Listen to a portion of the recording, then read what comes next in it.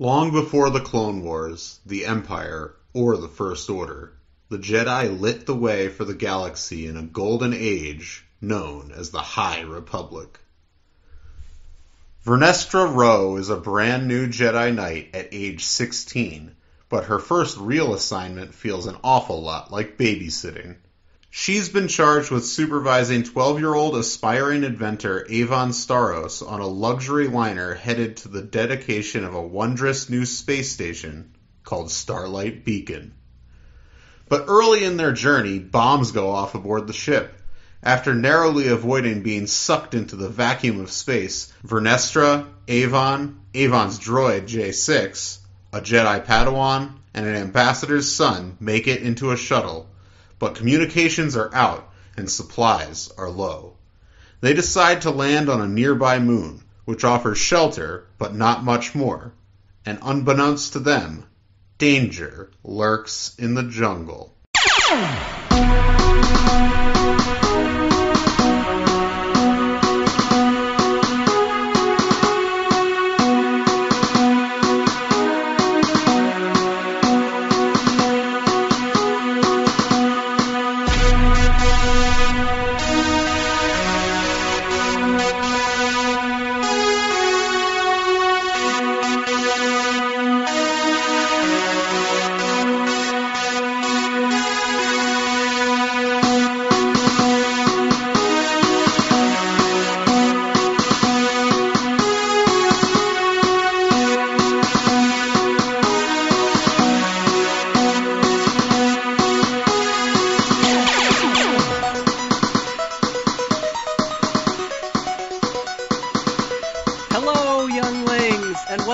To the Padawan Library final season 3. This is the Star Wars Junior Novel Podcast. If you're joining us for the first time, I am Junior Jedi Librarian Levi Paratic, and I'm just disgusted with myself as I said at that time. And with me is Junior Jedi Librarian Tim May.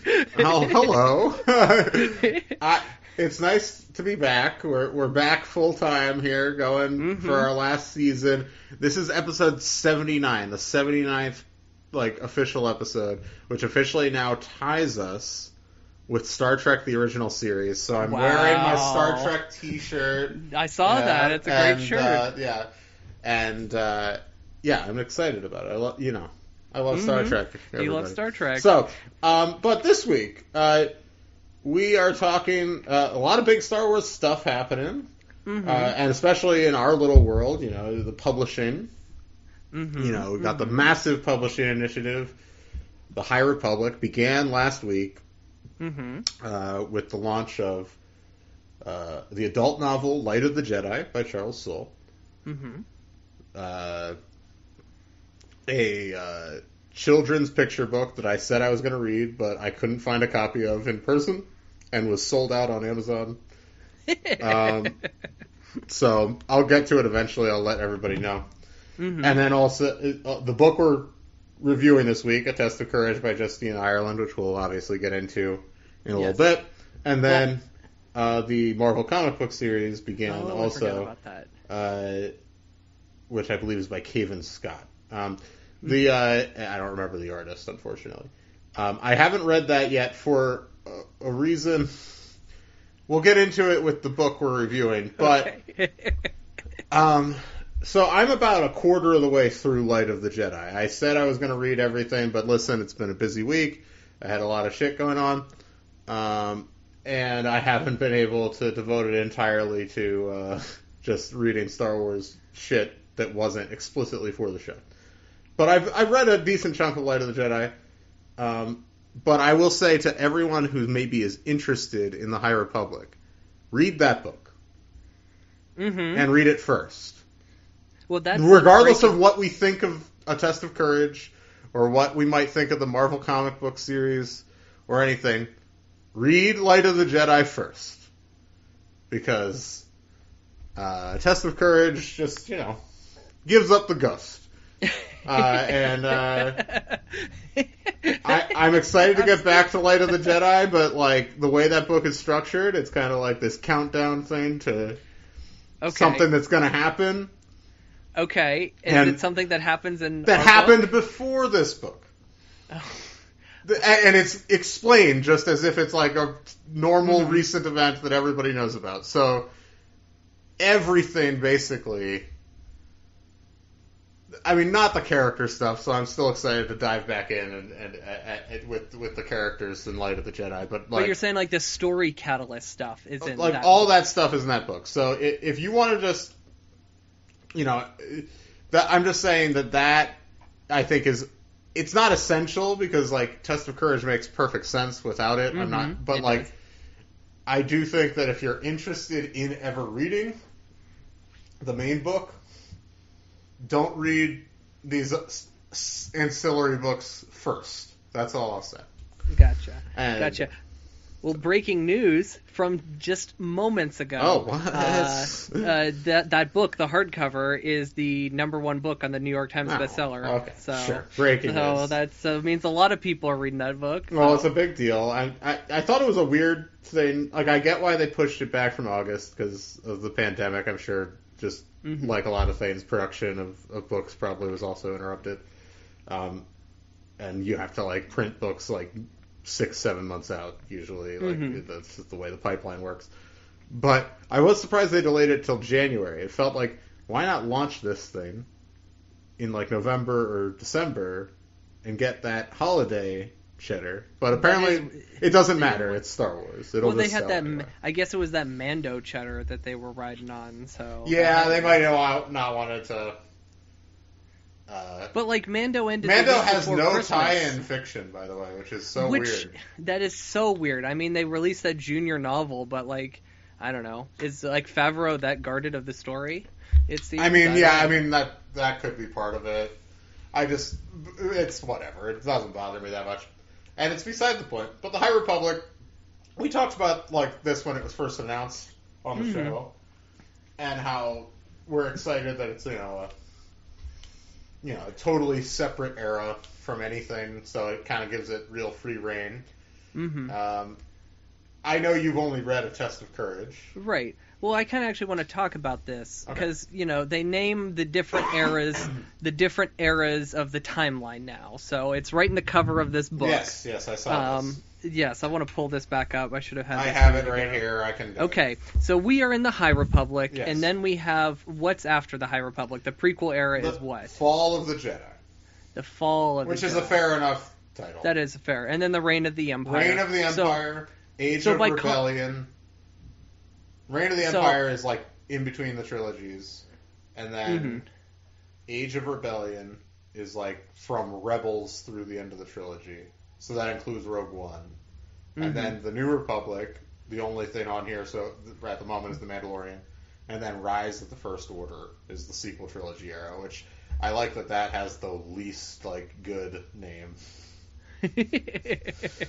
Well, okay, looking at this as historians, and we're in-universe historians looking at that timeline, by calling it that era the High Republic, are they saying that is the Republic functioning at its highest, at its best? Are these the golden days of the Republic? I think that's the idea. Absolutely. Okay, I think the idea is that the Republic, this is when the Republic's like at its peak as a society. That's a real boomer outlook on the Star Wars. Like, if we need this Republic that we need to look back on and think this was great. I mean, okay, I don't really see that. So you're anti-democracy now. That's too much of a baby boomer thing for you. Is democracy? Is that what you're saying? No.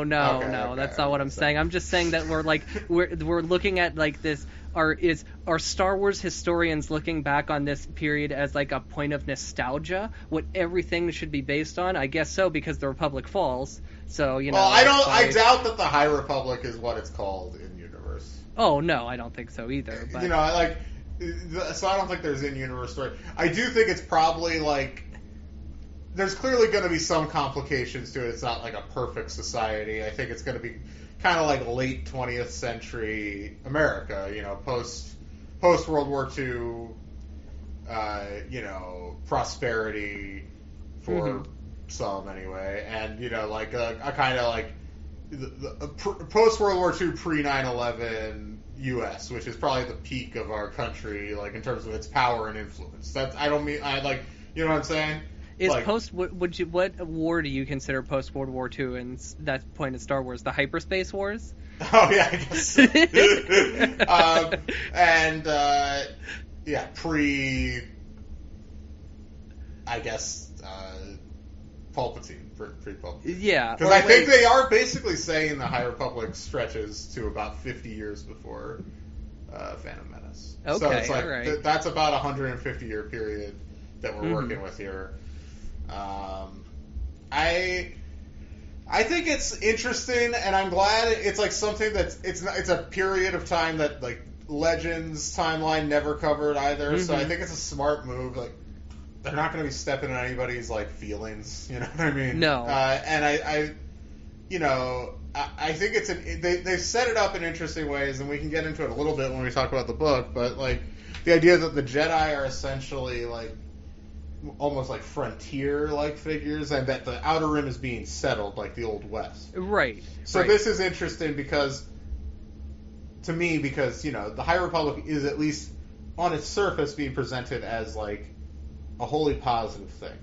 Right. And the system seems to be working too. From the point of view that we get with the Jedi in this book, they're all for the Republic, and the Republic seems to be like flourishing on its own. Of course, there are people who are standing in the way of the Republic. Yeah, but they're like just criminals so far. Right. They're not like there's not any sort of high-ranking threat. There's no like nefarious conspiratorial thing happening. So it's like I do wonder if I think it's interesting because obviously, like, you know, I'm a big Westerns fan as a genre, but, you know, the Western is obviously representative of a, you know, pretty nefarious moment in American history. Westward expansion, not great, and filled with great,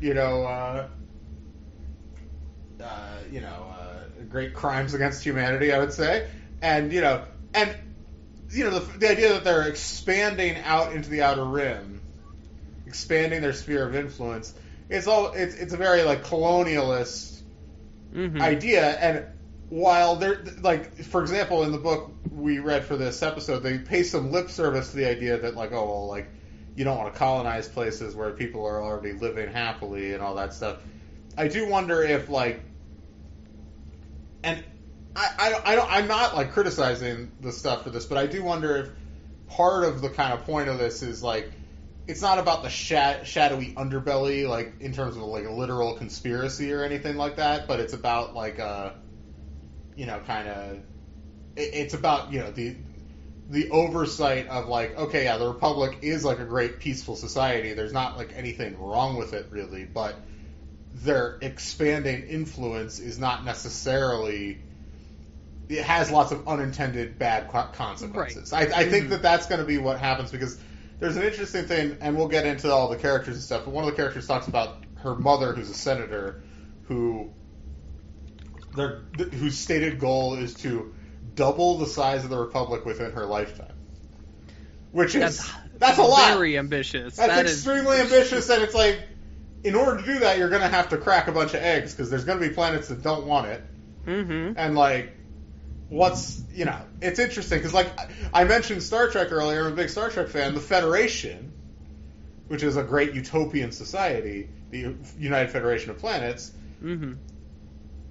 that's also kind of like, okay, yeah, but what, the goal should not be constant expansion. It should be like, okay, well, is this planet, is there a mutually beneficial relationship this planet can have with other planets already in the Republic that makes sense for them to be in the Republic, as opposed to, I'm just curious if it's going to get into that in any deep way. Light of the Jedi is more of an action book so far, and this book, is not equipped, I would say, to deal with all these questions. This book is more of angsty political teens. Like, we get a lot of, and who are open with their emotions, and they know how to analyze all of their emotions. We're going to talk all about it. But I do want to say, I actually think this was a relatively successful watch. Obviously, I think so too. and we're going to have our, gripes about this book, I'm sure, to some degree, but that we're reviewing for the episode. But Light of the Jedi is very strong, and they are establishing just uncharted waters. And I think that's interesting, and I do think the idea of, I'm actually more curious, I talked about the Republic, but I'm more curious about the Jedi being at their kind of peak of, respect and, influence. Because to me, that's really interesting, because really we've only ever seen the Jedi in decline. Ever. And I do want to, and I think, in anything that I'm not a big Old Republic person from the old days, so, Right. I mean, this is so far distant from that, too, anyway. Yeah, so that it probably doesn't even need to be, contradictory. So, no. But this, though, I think is, I'm very curious about it. I'm glad they're doing something like this. It's weird to me they hadn't done anything like this. Yeah, this is some old time expanded universe sort of stuff they're doing here. Some real, and they haven't gone into this sort of world building at all. This is some legacy era type of publishing that they're doing here. And it's across every platform. Right. And at least for the time being, my intention is to read everything. And I will give everybody updates. I didn't have everything read by day one. I'm sorry, everybody. But I'm going to give everybody updates as I go. Because I'm doing okay. I'm going to be done with this book within a few days. And then I got the comic book, which I might read in trade. I think that's the thing. I might read the comics in trades because, I already buy Spider-Man every month, and I just read a Spider-Man issue right before this that made me so goddamn mad, and I won't get into it. But but then there was, but yeah, and then there's the Claudia Gray young adult novel coming out in a few weeks, which I'm stoked about. I would be shocked if it wasn't the best book so far. But so we're. Yeah, I don't know. Do you have any plans? I mean, obviously, this podcast makes it difficult to read other Star Wars so shit. Difficult. Well, in July 2021, we got another book coming out that's in our age group. Yeah, we may or may not cover it. We'll see. We should cover it. And I think there's another book we should cover, and we'll get into it when we get into this book, too. You know the book I'm talking about.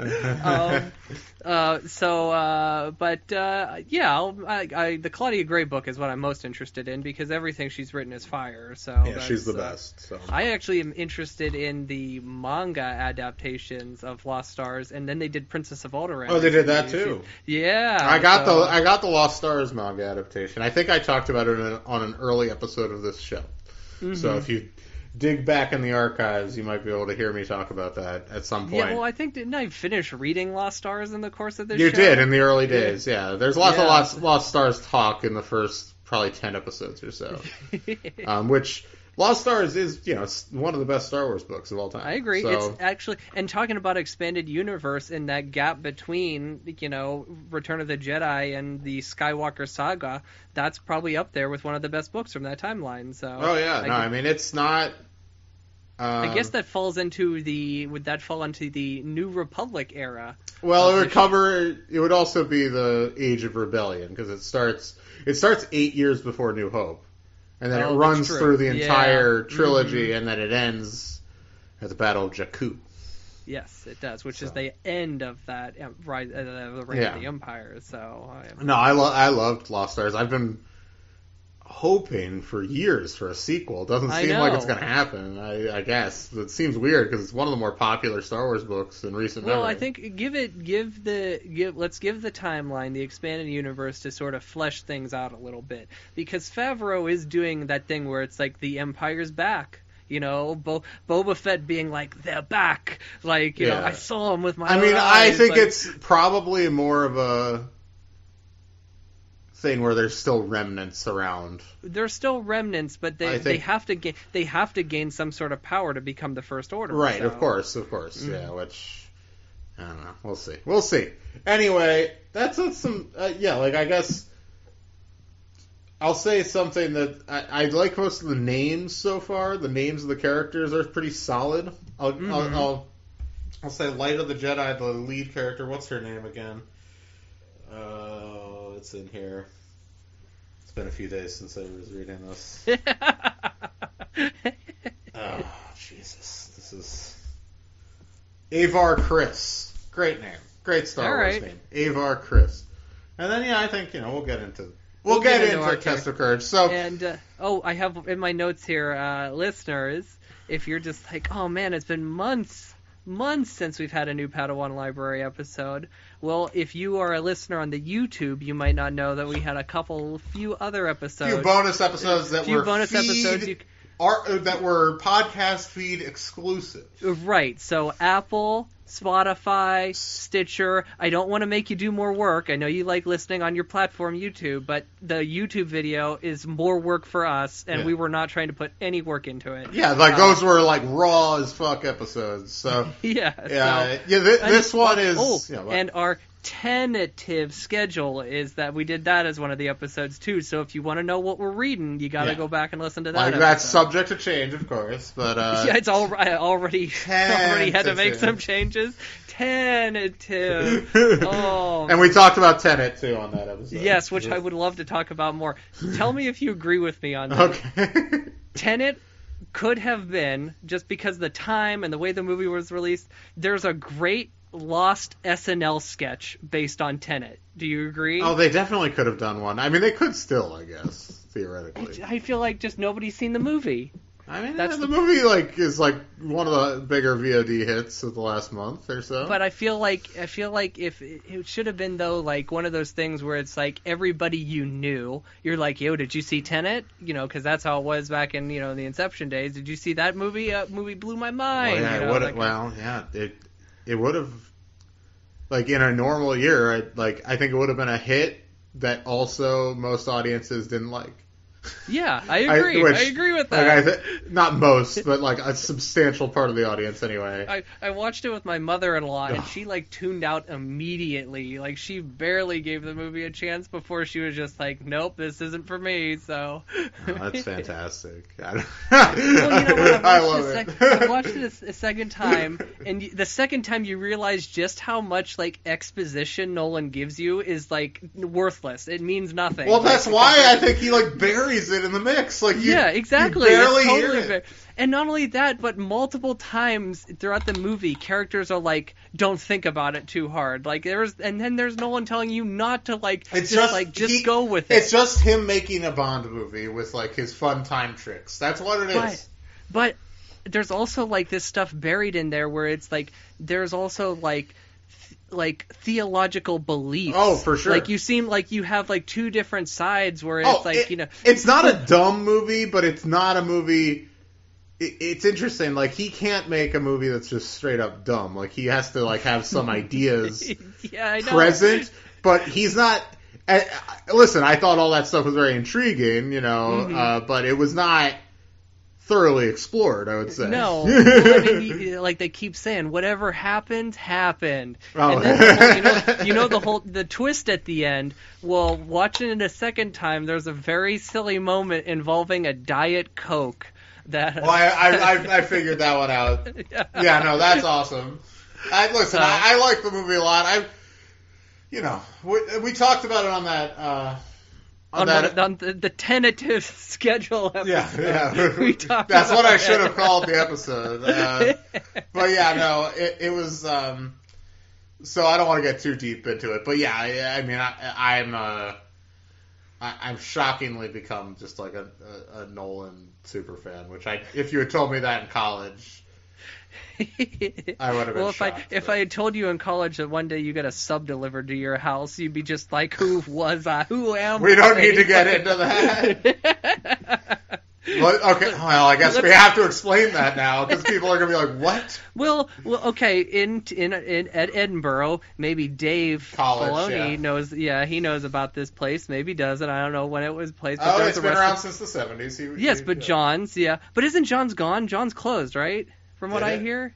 I think it did. I thought there was I heard there was a fire or something. Anyway, it's a pizza. They also have another location at Barrand now. I don't know what their situation is. It's a college pizza place. They're open late and they deliver anything on their menu. They're fine. the subs. They had subs. I was a big fan of the meatball sub. I loved the meatball sub. But Tim had this. He thought it was so despicable to call a person and have them deliver to you only a sub. Like the idea was a couple things before? The delivery driver. It's more work for them to have to go pick up a sub, and like when they could be delivering like pizzas and getting like a bigger tip, right? That was part of it. Okay, I wanted to first of all set up some context here. This was a Grubhub, Postmates, yes, it was a different era. It was a different time. A different time when you would exclusively order food from the restaurant itself. They would have maybe one or two delivery drivers, and I back in the High Republic. And while certainly I've gotten over this, I got over this before that, actually, to be fair, before I started using those services. But by the way, if there's the option to order it directly from the restaurant, you should still do that because those services fucking drain money from the restaurant. But anyway, just heads up, especially during this during the pandemic, you definitely should order directly from the restaurant as often as you can.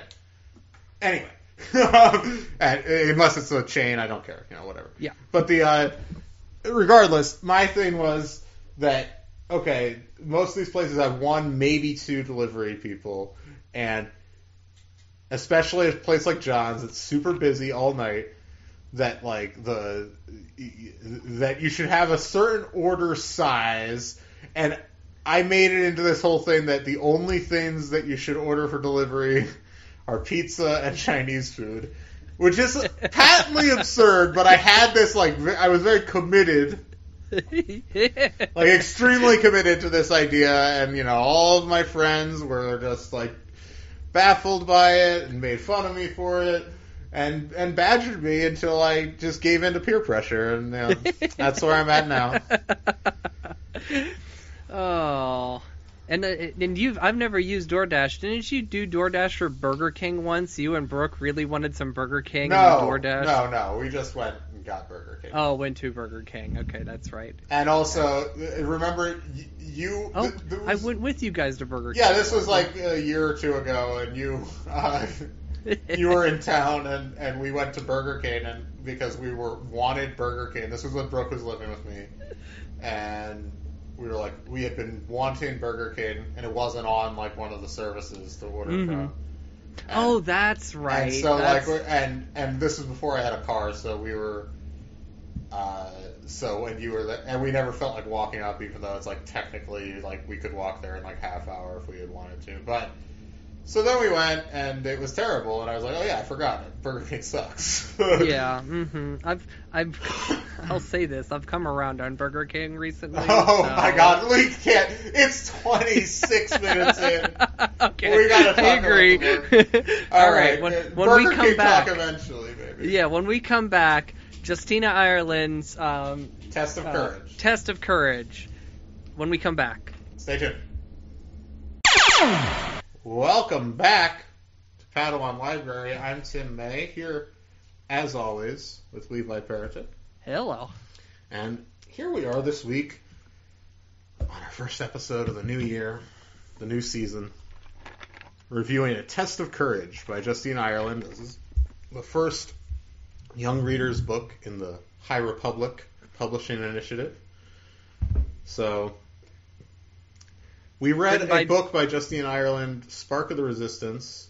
Right, I want to talk about this book a little bit. Okay. About that book? Yeah, because tell me, what do you remember from that book? Nothing. And I want to be fair to Justina Ireland because, and we'll get into the specifics of this book, and there's stuff I actually really liked in this book too. I don't want to we're not just going to shit all over this book. I don't think anyway. At least I'm not. No, I don't think we are either. So, but Spark of the Resistance was a tie-in novel to Rise of Skywalker, which I don't really blame any of the. I haven't read any of the other tie-in material for Rise of Skywalker, but I assume it was all kind of gobbledygook that is very unmemorable. The adult, the big boy novel for that Resistance story? Reborn. Yeah, I heard that Wedge is like the main character. Oh, really? He's one of the main characters of the book, and he has a stepchild who is like one of the X-wing pilots. So like, yeah, that's what I hear about that story. A friend of the show, Samuel Lando, has told me that like he was like, so, that's why he was blown away that Wedge got so shafted in the movie. That's interesting. But But yeah. anyway, I remember Green Rabbits. Do you remember the rabbits? Vaguely. Yeah. I mean, That's listen. all I remember. I remember very little. I think I listened to that as an audiobook. And it was, a busy time of year. We were wrapping up the podcast for the year at the time. Rise of Skywalker was coming out. And I think we were just going like, on in our lives. Which, heavy burden for us, as you know, everybody, I appreciate all the thoughts and prayers that came for us in that time. And anyway, so yeah, no, this. So I didn't hold that. I didn't remember that book, but I also didn't hold that against Justina Ireland at all. I just it feels like an impossible task in a lot of ways to write those tie-in books to those movies specifically because they were so secretive. Right. Which brings me to my next point of the tentative plan change. Justina Ireland has written another Star Wars book, Lando's Gambit. It was a tie-in to... Oh, yes, yeah. I think it was actually a tie-in to the ride, Smuggler's Run at Batuu. But it is a Lando book, a solo era Lando book. So I think we should read that book. We'll figure out a place to squeeze it in. But let's get into it, because this book, I mentioned earlier, kind of alluded to the idea that this book takes place after the Light of the Jedi, the big intro book for High Republic. So it's set up basically that our main character is Vanestra Rowe, who is a brand new Jedi Knight, one of the youngest Jedi Knights ever. She's 16, so she wasn't probably a Padawan all that long, just a couple years. And but she's assigned to still kind of a rinky-dink mission. She's just basically looking after the daughter of a senator who is living in this colony. What's this character's name? Port Halep. Yeah, is where she's living at. And basically, she needs to get the senator's daughter named Avon. Avon, yeah. To Avon Staros. Yeah, which there's a character from much later in the timeline named Sana Staros. Okay. I believe, isn't that her name? The Han's fake wife.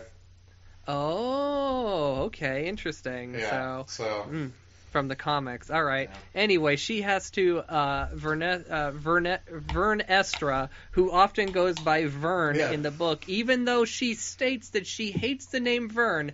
The book calls her Vern. Everybody in the book calls her Vern. It made me think of... There's many Verns that you could make you think of, I imagine. Hey, Vern! The Ernest P. Worrell TV series, of course. But anyway, Vern has to... Your boy Vern Troyer, of course. Vern, of course. We'll discuss him on another podcast at some point in time. And then she has to escort Avon Staros on the ship called the Steady Wing to the big station being built on the Outer Rim called the Starlight Beacon. The Starlight Beacon is this big beacon of hope for bringing the Republic to the outer unexplored regions or whatever. To the Outer Rim. It's literally a beacon, so it sends out kind of the message of the Republic, again, like we mentioned, at its kind of apex. Out to these worlds, trying to convince them to join the Republic. So big deal. Avon's mother is a senator, and some of the other people on this ship include Jedi Master. What's the Jedi Master? Master Douglas. Yeah, he's Douglas. Master Douglas. Master Douglas. So Master Douglas, was he Vern's former master? No. No, they say who her master is, but it's not. I blanked on it. But He's anyway. just he's a Jedi master he's really supportive of Vern because he's so impressed that she's so talented for being so young. His apprentice is Emiri, who is a 14-year-old Padawan. So he is 2 years younger than Vern. Emiri's name is I actually don't have his last name written down, so I guess it don't matter. So we have Emiri as well, and then Avon. She has a servant droid. By the way, I think it's Imri.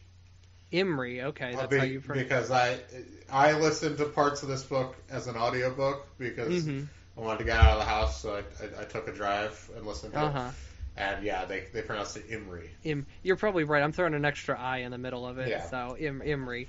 And then Avon has a droid, a guardian droid by the name of J7, who has recently Isn't it J6, I believe, actually? I thought it was it's J7. J6 according to the back of the book here. All right, whatever. Anyway, Avon, she's this little technical whiz. You know, she's loved tinkering around with things. Yeah. She's got a natural talent for it, and she recently did some adjustments to J6's programming to give her a little more free will, allow kind of a personality to form. Yeah. So that's what's going on there. And then we have Honesty. Yeah, Honesty, who is a young boy who is... Honesty Weft is his last name. It was the son of an ambassador. Yes, from Dalnan. Yes. He's the Dalnan ambassador's son. And Dalnan, apparently, they had a big war over a century ago, so they, like, in their youth, really hammer down, like, you know, fighting and he's being like, able to protect yourself. And, like, they go through kind of a kind of... He's off world at the age when typically people choose kind of an apprenticeship and choose their path in life. They go through their metamorphosis. That's what it is, yeah. And that world is considering whether or not to join the Republic, and his father is the ambassador from the world, who will, I guess, theoretically help make that decision. And so then there's another major character, right? Am I blanking? No, that's it. Yeah, that's it. It's only the 4. Let's get this part out of the way first, because you alluded... 5 if you count J6. Yeah, which they make a thing about 15 times in the book. Let's get that out of the way first, since you alluded to it before we started recording. That you're like, I bet there's one part of this book that you hated.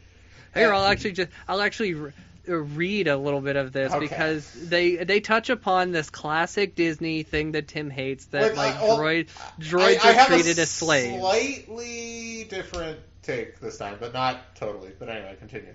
Okay, so... where is it? Vernestra looked doubtful, and Emiri looked confused, but Honesty was impressed despite himself. He always thought it seemed unfair that droids had no say in their lives, that they were forced to live in a way that made them subservient to the organics that they lived with instead of partners. Honesty thought it was good if they could decide a little bit of what their lives, of what kind of lives they wanted to live. Vernestra looked doubtful, and hang on. That was to say, wait. You just start over. Okay, you need me to start that part over? over? No, you don't need to start over. We get the idea. Yeah. So, that's I somehow screenshotted it 3 times. You're fine. Don't worry about it. Listen. I'm not like.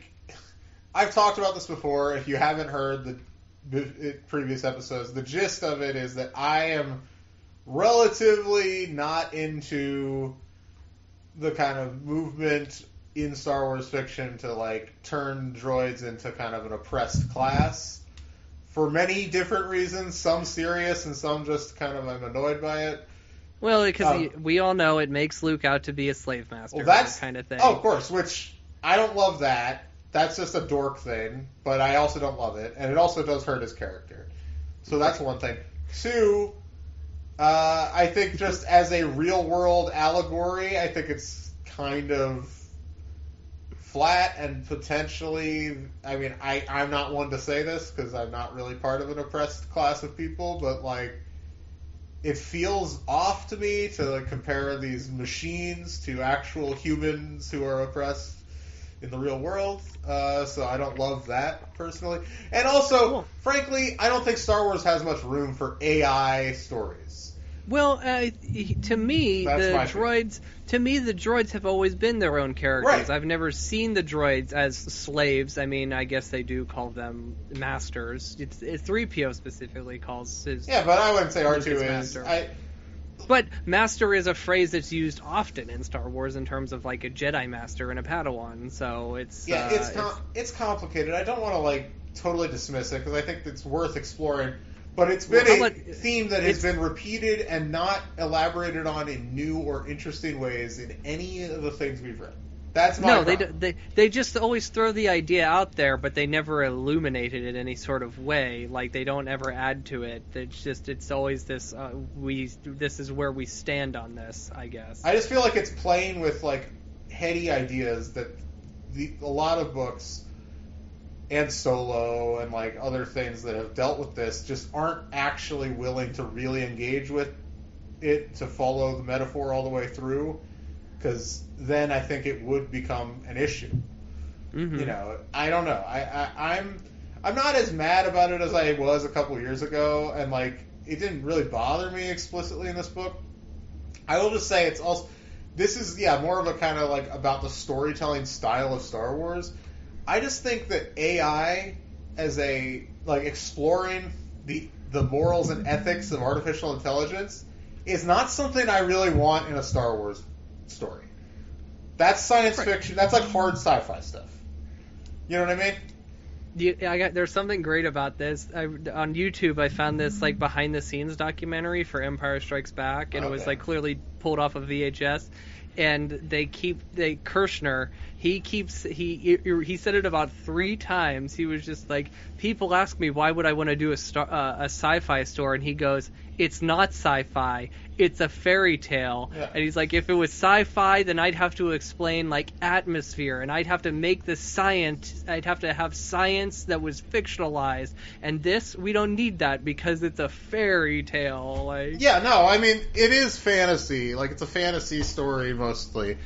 There's science fiction, tropes and elements, obviously. I just feel like specifically things like artificial intelligence are like it's just beyond the kind of like philosophical scope of Star Wars to me. That's my biggest problem with it. Beyond kind of like whatever like pedantic issues I might have with it, like that's my biggest issue. It doesn't feel like a Star Wars idea. There's you know what? Here's what I'm calling it now.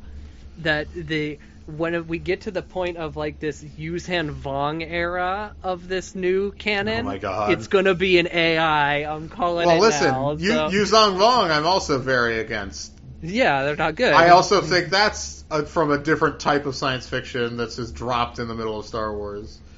I like so like it's not exclusive to this idea. I just and I like some. I'm also a little bit burnt on just artificial intelligence science fiction period as a science fiction fan. I feel like it's like I get that it's like an exciting idea like now, but it's been so like I just feel like in popular science fiction over the last decade it's become very played out, and a lot of the ideas are very, and some of these movies and stories are very good. Like Ex Machina is a masterpiece, I think. There's like, but like I'm just a little exhausted by it. And I don't really want it in Star Wars. That's where. Well, and here's the thing too: it's not science fiction anymore. The AI exists, and it controls a vast majority of the way our world. Yeah, but also AI, real AI is not the same kind of thing. Like it doesn't actually function the way it does in most of these movies. It's just like I'm not saying it's not potentially nefarious. I'm just saying it's like like the literal mechanics of it are very different. I'll tell you what I believe, and this is completely sidetracked. What? This is completely sidetracked. Whenever the computer beat us in chess, then they told the computer, make us money. And that's where the God. AI was born. The AI was born from that. There was AI way before that, but okay. But it was just like the program. It's yeah. like, okay, it can beat us in chess, then it can do anything that we need it to do, and it's this total HAL 9000 thing that's going on, where it's just like we told it to do this thing, and it's executing that, and it's doing it very well. Yeah, so, I mean, like, yeah, it's all just. I think. Obviously, it's an interesting science fiction premise to explore the kind of extreme version of what we have. I get it. It's just I'm a little burnt on it as a premise, and I just think, yeah, Star Wars. It doesn't go anywhere. Star Wars is certainly not the place for it. That's my and they don't actually explore it like that because I think deep down these people know that Star Wars is not like really the setting for like serious contemplation of like where does consciousness begin in a machine? That's not really a Star Wars concept. So like that's it. And also too, like with the character, by constantly addressing this, which they sort of do because they've made modifications to this droid gets an attitude. And that's like all that really happens is this droid develops an attitude. Which, like, plenty of droids have attitudes. Plenty of droids have attitudes. I mean, C-3PO has his own sort of angsty attitude. So, like, to me, I just don't think there needs to be. I don't think you need to delve that deep into it. You can have the way you could do it is have some droid characters that don't have any human masters that are just significant characters. And it doesn't need to be a whole thing about how, like, let's see if we can map real-world ideas about oppressed peoples and consciousness onto this character, because then it's just, I think it gets into kind of murky territory and, like, kind of something that thinks it's smarter than it actually is. Like, because if you want to actually deal with that stuff, you have to actually commit. You know what I mean? You can't just glance at those kinds of themes. Right. That's what this book does. And it's not just this book. I don't really pin it on this book specifically. Well, Solo does it. This book does it. A book that this book gives me vibes of is Join the Resistance. Okay, Join the Resistance did it in the most annoying way. Let me just say that you texted me earlier this week before I had read any of this book. And I was only really like 30% way done with this book. Okay, that's and in the fine. Way that it's a group of teens. Yeah, people don't know what you texted me. You said this book is giving me major Join the Resistance vibes, which was obviously struck great fear into my heart. Because if you want to hear us, listen, we don't rip on books that hard very often on this show. But if you want to hear us like get mad, like I mean, listen, those episodes are probably like we probably wouldn't even go that far anymore. I would guess we've mellowed even a little bit, but even just in the last year and a half. But I think, and I really didn't like those. And I was expecting this book to be like super jokey in that way, like attempting to be really funny, and it's not really. Like there's some little cutesy moments, but it's not like Justina Ireland's not like trying to convince everyone that she should be writing for, Bob's Burgers or something. That's what those books were really trying to do. That whole scene where they're making the pudding. I mean, I don't even want to talk about it. It gives me those vibes in the fact that we have a group of multiple young people. No, it's a group of young, teens. Young people, and the way this book is marketed is in a similar way, where it's sort of a cartoony cover, which I should mention the artist who I got no information on, but I will mention his name. His name is Peter Antonson. Probably the Swedish or something. There's I will say this is a very well presented book. It's like square bound, like a very nice, like you got it digitally, but yes, and I hated it. Oh yeah. It's I'll just say like they've done a very good job with the design of this whole line and everything. Yeah, they look good. They look really good. Yeah. And the illustrated covers have been great too. Oh, so, the Light of the Jedi cover is incredible. Like a great cover. She looks so much like... By the way, the lady on the front of Light of the Jedi, don't you think she looks like Rosamund Pike from Gone Girl? Oh, yeah. Yeah. Yeah, it really does. Just, shout out to Rosamund. Do you know if that Wookiee character is the same Wookiee in the children's book? I think he might be, yeah. And Okay. by the way, Yoda is the lead of this IDW comic series coming out, so that'll be where we see Yoda. Interesting. So I'm curious. We'll get into all of it. We need to talk about Test of Courage. Let's talk about the general story. Yeah, I don't think we need to go like super deep here. Okay. All these characters need to get onto a ship called the Steady Wing, a big, immaculate ship with 16 decks, 3 gardens, and a dining room that can seat over 1,000. This ship was sent by the Chancellor themselves. I think they mentioned it's a female Chancellor at some point. Okay, yeah, they do that in the High Republic, in the Light of the Jedi, and then I was listening to the audiobook this morning, and I thought I heard them say him with the Chancellor... which I thought might have been a spoiler for Light of the Jedi, like the Chancellor died or something. I don't know, but so sorry if that is a spoiler, but it also might have just been the reader. They missed the reader just screwed it up and they missed it, and so whatever. Anyway, they got to get to the Starlight Beacon all together. The ship is sabotaged. Because there's already these fears about hyperspace. This is what's interesting about this time period, is that hyperspace is still being developed, basically. Is still being developed, and what I think happens in your book that you're reading, the first book, is a big disaster involving lightspeed, where a ship breaks up during lightspeed, and pieces of it are slung across the galaxy. Slung across the galaxy and hit planets all over the galaxy, causing kind of big planetary catastrophes. What's the name of?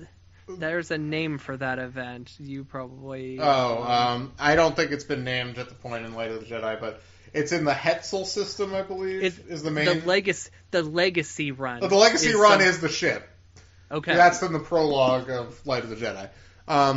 So yeah, that's the background of this, and there's a big kind of dinner party scene. Which, by the way, the early parts of this book I was very into. All this stuff was kind of basically up until the adventure part of the book starts. I was very into it. Yeah, because then the brakes screech really hard. We'll talk about it in a minute, but I do want to get into this one part quickly. Is the ambassador, who is the father of Honesty. He's there, and Jedi Master Douglas, and they're talking. And Master Douglas, who I think maybe is involved in Light of the Jedi at some point, I haven't gotten to him if he is, but he's saying we dealt with that situation. The Jedi dealt with it. The hyperspace is safe. We're not sure exactly what caused it, but we're there. And then there is another senator who's not the mother of what's her name? Of Avon. Of Avon. We never meet her mom. And she's not in the book, but this other senator is casting kind of some doubts, saying the Jedi were very helpful. I'm not talking shit, very explicitly not talking shit about the Jedi, but is I still don't think we have a real answers about what actually happened and all this stuff. So, and then at this point, how does the separation happen? They kind of okay. So we have these two characters. They are an Aqualish and a human, I believe. Yes, their names aren't important. Yeah. Anyway, they're these pirates. They're part of a group called the Nihil. Yes. And they basically sabotage the ship. So in the middle of this dining room scene. The roof of the room gets ripped off. Vern, Master Douglas, he has to hold everybody in place, and then Vern has to get the airlock closed in this big scene that shows her skill. And then so the ship is breaking apart, and then there's a moment where Master Douglas, the children are all together, and Master Douglas pushes them before the ship rips completely in half. And then that's where the separation happens. And then the children, they get to a transport, they get away, and then the rest of the ship blows up, and the ship actually doesn't blow up in light speed; it blows up in sublight, doesn't it? Yeah, because they're not traveling by light speed because of the recent problems. So right, yeah, they got to travel by sublight for 2 days or something like that. Yeah. And then they'll go to light speed, but like that's what happens there. So it's an act of terrorism that brings the ship down.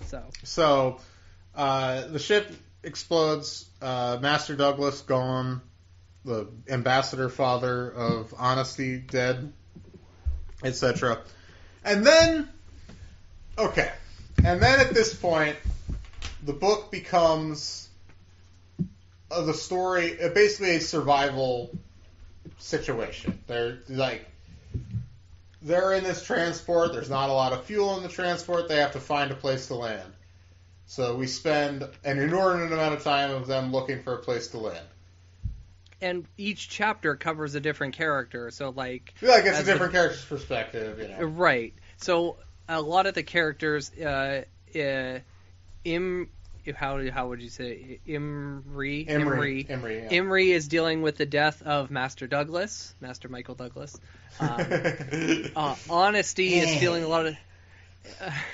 Honesty is feeling a lot of. Honesty is grieving for the loss of his father, who has died in this disaster. So that's giving him a lot of complicated emotions because he had a lot of complicated emotions with his father. Imri has a lot of complicated emotions about Master Douglas because he has a lot of confidence issues in his ability to be a Jedi, especially with Vern being this prodigy sort of thing. So he compares himself a lot to her. Avon is disturbed by these deaths, even though she didn't have significant relationships with these characters. But she's also been detached from her mother for a long time, for a couple of years. And something has happened to her. She's harboring something, I'm just going to say what this is, because there's no reason the book needed to hold it to the end. By holding it, it made it seem more nefarious than it was. It was nefarious. Something bad happened to her. Yeah. When she was living with her mother at one point, I can't remember on what planet, she gets kidnapped by political terrorists, basically, or who hold her hostage to get her mother to vote for a specific, some sort of bill. I don't remember the specific issue, and that's obviously a traumatic event in her life. But this is actually a problem I have with lots of storytelling. And her uncle killed her kidnappers. Yeah, right in front of her. Yeah. Yeah. This is a problem I have with a lot of storytelling in general. This goes beyond Star Wars. Lots of American indie movies have this issue, and lots of documentaries do this, which actually annoys me the most, because it's withholding information that's public record. And it's this idea of, we're going to hint around the idea that maybe something tragic has happened to one of the subjects or to a character, but then we're going to just reveal it when we think it'll have maximum impact, when in fact if you reveal a traumatic backstory for a character or a subject early on, then you can actually infuse it and make the story actually about that, and make the character feel real and lived in a way.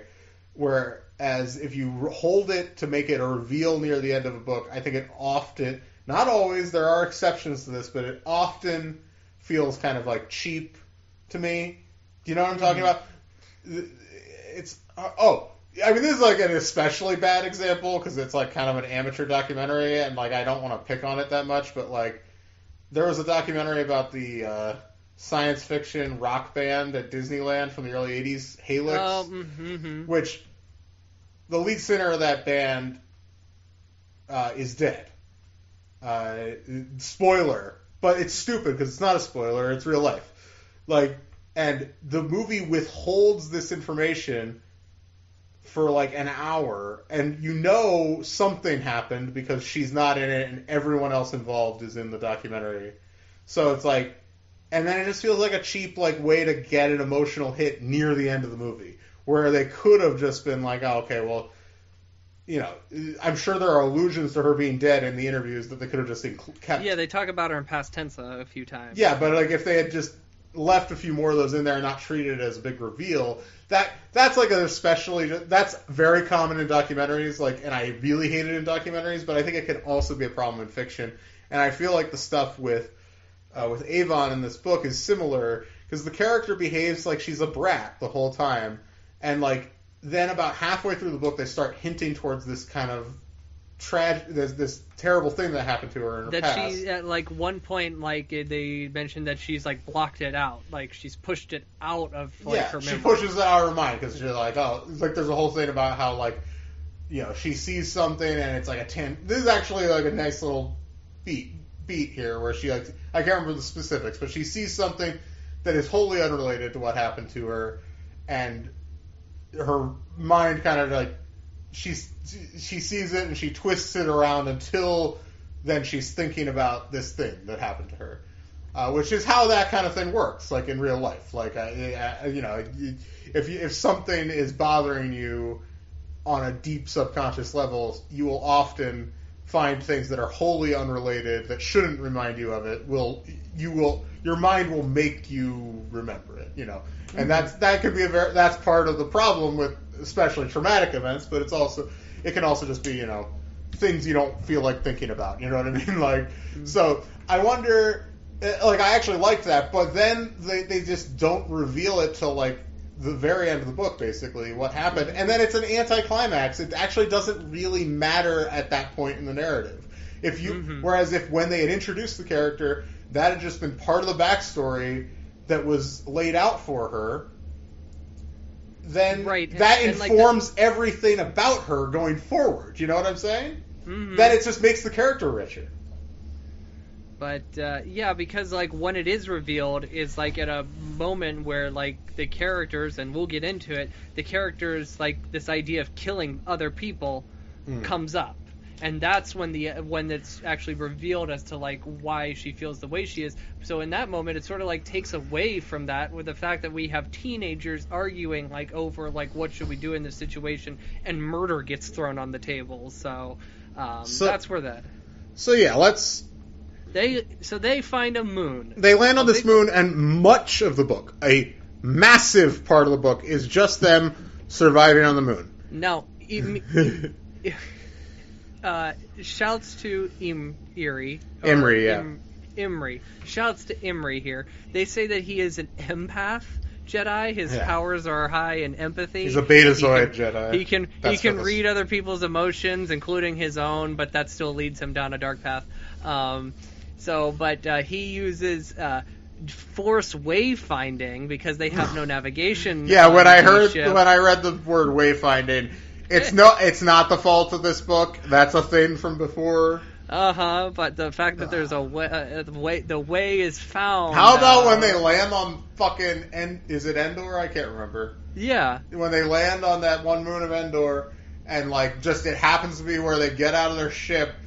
It lines up perfectly, perfectly. Like, oh my god, the Wayfinder. Ugh. And who the hell put this Wayfinder in there? Oh, okay, let's get back to the book. We cannot go down this road right now. You're going down a path I can't follow. Anyway, they get on a moon. He found using the Force. It's a jungle planet, and they see that looks like there's like these areas where like rainwater must come in, so we better get to the high ground. So they get to the high ground, and right before it rains, and turns out it's acid rain. It burns their skin, so they find a cave that they hang out in. And that's where, so the ship kind of halts the brakes when they get into the ship, and then the brakes kind of we tap the brakes again when we get to the cave. They're hanging out in the cave, and Imri is not handling the death of his master very well, and Vernestra is it Vernestra? It's Vernestra. She is nervous because, you know, even though she's never met anyone or doesn't even know of anyone really that has ever turned to the dark side, because again, this is the peak of the Jedi Order. She's nervous because she's young, and this kid is in a vulnerable place. Imri is, and so she's worried. And then her lightsaber, by the way, which this bothered me on the cover because her lightsaber she modified to be like a light whip, right? Yeah, a laser whip. Yep. Laser whip, which cool, fine. But she just has regular lightsaber on the cover, which whatever. Well, there's this whole moment where she's like afraid to reveal it to Imri because it's like afraid.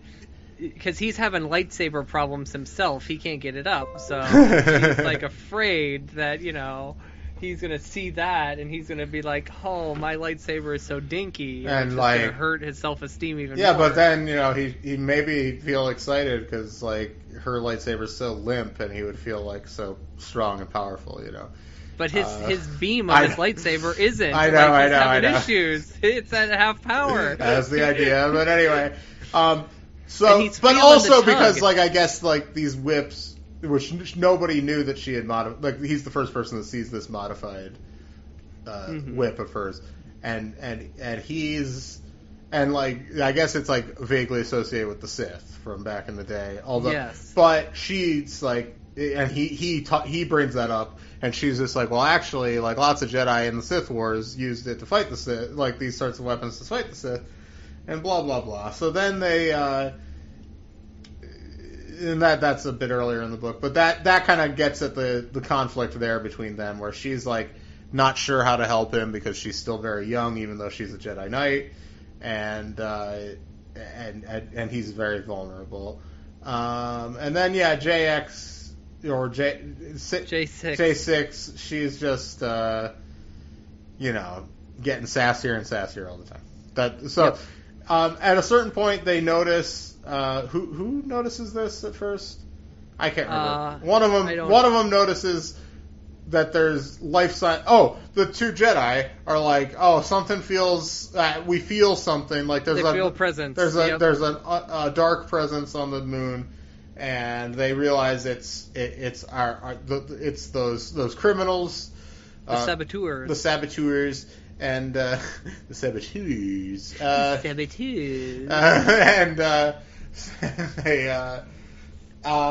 And so then they wind up.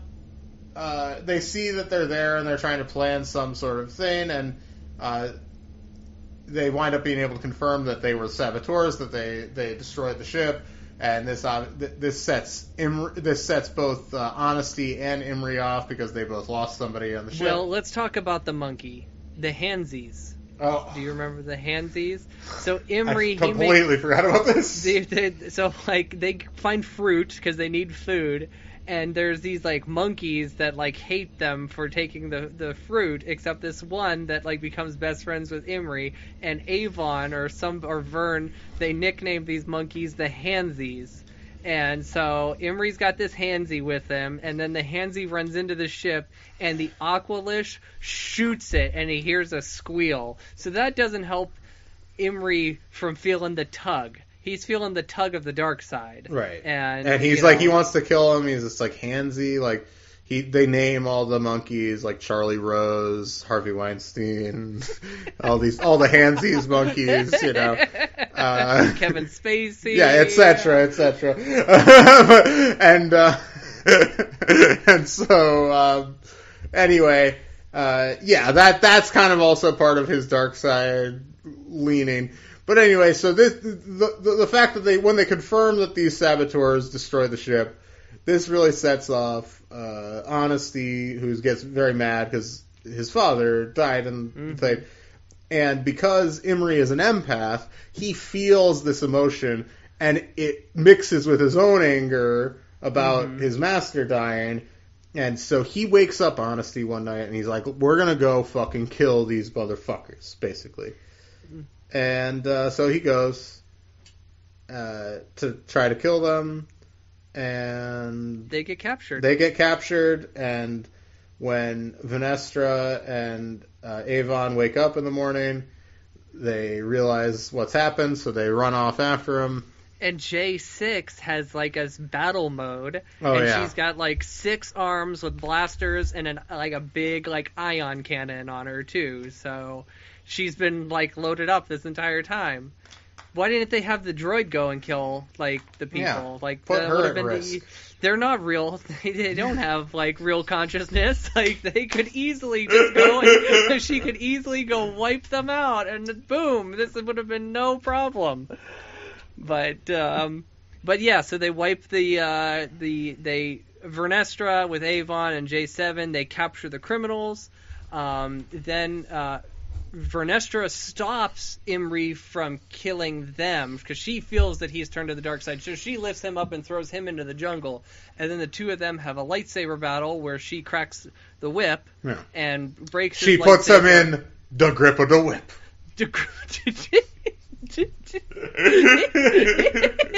It's the ultimate callback to Grip of the Whip. That's a deep cut for the true heads out there. You can go hunting for that one. Grip of the Whip. I'm writing that down. But anyway, Vern successfully turns Imri back to the light, because she's like, hey, Master Douglas, he wouldn't have wanted this, and he's like, oh, you're right. So then they set up a distress beacon at the other the pirate ships, and they get rescued. Yeah, and basically the kind of denouement here is basically that Vernestra talks to, what's this Jedi's name? Jedi Master. I think I wrote this down. Some sort of like Master Seeker. Yeah, who I believe is one of the main characters of the comic book, but Master Seeker, and Master Seeker tells her that, like, because they're all worried, like, that Imri's going to get kicked out of the Jedi Order, and Master Seeker's like, no, like, he was tempted by the dark side. We all are. It's okay. Like, nothing happened, and, like... Yeah, he said the one thing important about being a Jedi is, like, seeing both sides and always choosing the light. Yes, like you every day you make it's about continually making that choice, not like you just choose it at the beginning. And I will say about this book is Justina Ireland has a good concept of, like, the philosophy of the Jedi. Oh, for sure, in my opinion. I agree. So I think that's something that's really strong with this book is, like, her Jedi philosophy is very good. Yeah, no, and that moment is great because he talks about how, like. And this is true, I think, in general. Like, if you want to be a good person, you have to make that choice every day. It's not just like, well, I'm a good person and that's my identity, and, like, and that, because then two things can happen. One, you justify everything bad that you ever do, or to yourself, or whenever you do make a mistake, you hate yourself for it. Mm-hmm. And it becomes a kind of a poison. And this is true as a Jedi, but it's true as a person, too. If you want to be a good person, you have to... that's a struggle. You have to actually make an effort all the time to do it. It's a great example of this? Groundhog's Day. I just rewatched Great Groundhog's movie. Day yesterday, and that is, like, about, like, choosing to be that better person, and growing. That's an incredible movie. Same thing. So... So anyway, Seeker, he suggests, well, if you're so worried about Imri, you should take him as your Padawan. And she's like, but I'm so young. And he's like, it doesn't matter how young you are, you're going to have to do it sometime. And then she's just like, well, I'll have to think about it. She doesn't think on it long because then she makes Imri her apprentice. But then they start to worry about, because when they captured the pirates, we're the Nihil. And we cannot be stopped. We can do whatever. And this is obviously some big terrorist organization. Yes, and then they worry about that. And then in the prologue, because the epilogue was about the pirates' point of view, we meet a character named Kara Zoe. And she is the leader of the Nihil. And she makes, just to show how evil she is, she knows that she needs to make a big strike. And she needs an army to make a big strike. And she says to her buddy, I think is a weak way, and she's just like, hey... how many schools are on this planet? Oh. And he goes, hundreds. And he is like, all right, well, we better hit the schools looking for talent, oh, man, very evil. Very evil. We're putting the drugs in the schools, guys. So, so yeah, that's in that book, and kind of ends on that. She has another. She's doing another book. That's the book that's coming out in July, right? I don't know. I'll have to look into. I believe she does have another one coming. Let me look here. Oh no, I guess not. I think they announced that she has another one coming. I bet it's probably a direct sequel involving these characters. I would think so too. This feels like it's very much like it has something coming after it. So, oh great, her Wikipedia is not up to date. Of course. Check but anyway, you gotta check Wikipedia. Yeah, I guess I gotta check Wikipedia. No rush on that. We'll talk about it at some point if we need to add it to the schedule. But I'll say this book, we kind of hinted around maybe having some mixed emotions, mixed feelings about this book, and I do. But I'll say a couple things in its favor that got me pretty... Oh, she's got Out of the Shadows is the next book coming out this year, and it is coming out probably July. Oh, and it's definitely a continuation, without a doubt. Avon is on the cover along with Vern and Imri. So it's definitely going to be cool. a sequel to this. So I'll just say that a couple things in its favor. I liked a lot of the characters. They were, I thought, pretty strong characters. I liked all their introductions. The first act of the book that's set on the ship, I really enjoyed. I thought a lot of the world building was really exciting. I thought the book, once it got into kind of the big survival set pieces, I thought was fairly tepid.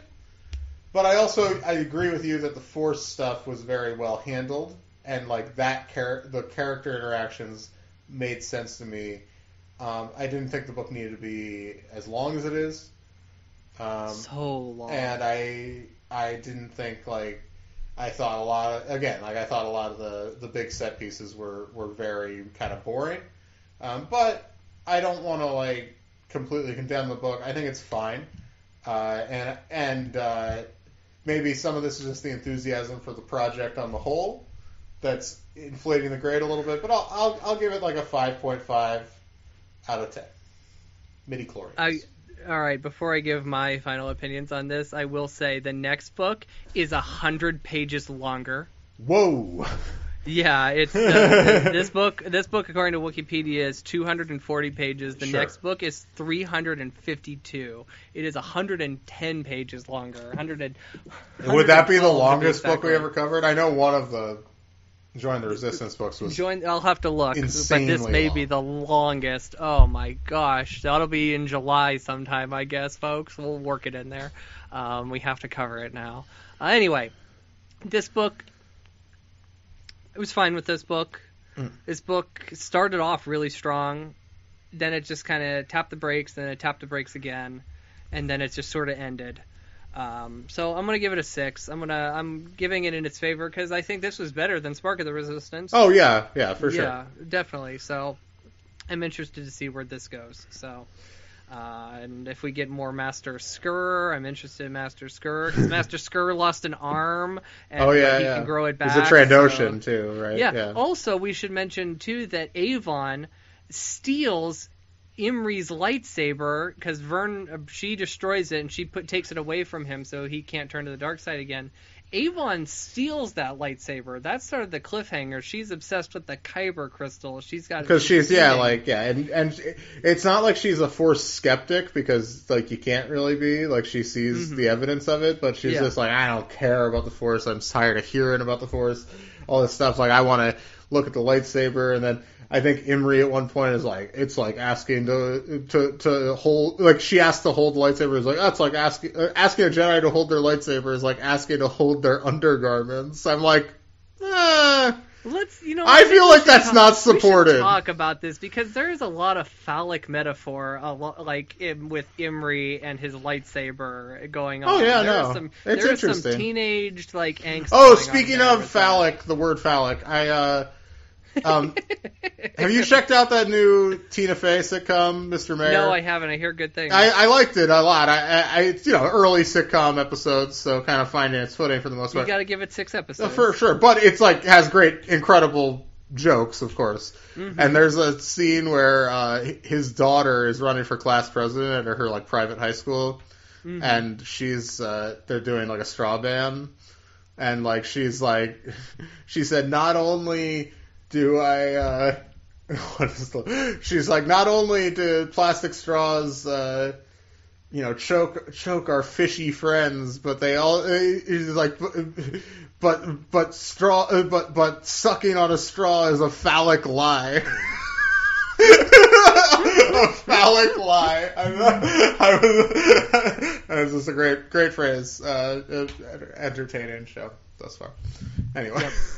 All right, so yeah, I gave it a 6, so we will see where this goes. Right. Next week, we are changing the tentative schedule. We were going to do Queen of the Empire, Book 5 of the Jedi Prince series. So we're just pushing that to accommodate my brother's schedule. And right, so that'll be the week after next week. So instead, we are doing Jude Watson's Princess Leia Journal, the first book that she wrote for... Which, this will be our last Jude Watson book till we get to Rebel Force. At the end of the run, so we got to treasure this. We're going to read that, and I just want to. We mentioned this on our off-season episode, our tentative episode. Yes, that we're going to try to do like fun segments at the beginning where we like pick out a piece, like a movie or a TV show or an album or something that to discuss that is extremely tangentially related to the book we're covering. So usually it'll share a word in the title or something. So this is a journal. Now, we looked for we were trying to find pieces of culture that really, had the word journal in them. But then we're like, oh, what's a synonym for journal? Diary. And we decided we're going to watch the pilot episode of The Vampire Diaries. And we're going to talk about it. Yep. I've seen this before many years ago, but, I just thought it'd be a fun thing to do. We're going to talk about that for like 15 minutes at the top of the next episode before we talk about the Princess Leia Journal. But this is just our opening segment. We're trying to structure it a little bit more so it doesn't get super rambly. And so we're going to talk about, because we always wind up talking about non-Star Wars topics anyway, so if we keep it like we plan a specific non-Star Wars topic, we can keep it short and then move on. So that, and you too, and you as the listener can tag along. So if you want, you can watch the pilot of the Vampire Diaries and we can talk about it. Yeah. I mean, listen, I'm not committing to watching The Vampire Diaries. I'm in the middle of like 10 TV shows right now, so. But I'm just afraid it might awaken something in me, Tim. That's what I'm afraid of. Oh yeah, true. I mean, there's some hot vampires on that show. There's an episode of Community where like the dean, he goes onto this website where I think it's like people dressed as like Dalmatians, and he goes, "Oh, I hope this doesn't awaken something in me." I remember that. That's incredible. All right, well, Dean Pelton Reed, an incredible character. This was fun. It was fun to be back. This is fun. It is fun. So we'll be back next week, and thanks for hanging with us through the hiatus. I think we made it a little easier this year because we actually did drop some bonus content. But by the way, so don't email us asking us what we think of Mandalorian or whatever. You can go back and listen to that episode. There's all kinds about the Star Wars, the big news drop that there's going to be 1,000 new Star Wars projects over the next 2 years. We talked about We talked about all of it. Go back in the feed. If you listen on YouTube, go back in the podcast feed and check it out there. So anyway, thank you for listening. Hopefully you brought your book back so you can get your report card. That's very important. And until your next books are due back, the library is closed. Padawan Library is hosted and produced by Tim May and Levi Peretic. It is edited by Tim May. Our theme song is by The Astral Project. Our artwork is by Freddie Funbuns. Padawan Library is copyright 2021. Tim May and Levi Peretic. All rights reserved.